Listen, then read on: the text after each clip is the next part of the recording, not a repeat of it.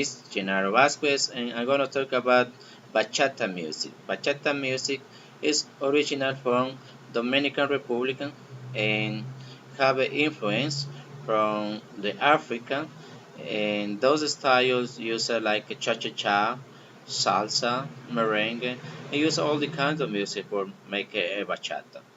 Bachata music starts in the years 60s and 70s with Jose Manuel Calderon. Uh, he played like a Borracha de Amor, Condena. This was a very sentimental music. This music come from the poor classes, come from the suburbs of the Dominican Republic, and come from Puerto Rico, come from Costa Rica, some countries like Panama, Cuba, becoming all this music, and that's why in the decades of 90s we have a one very popular singer, Juan Luis Guerra.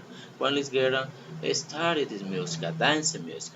This music started dancing when passed to different countries and getting we have a different singer with this music like Anthony Santos, Fran Reyes, and we have Luis Vargas, and we have our days like Aventura. It's a very it's a group of very singers, and I like its group because it's very popular in our country, in different countries outside.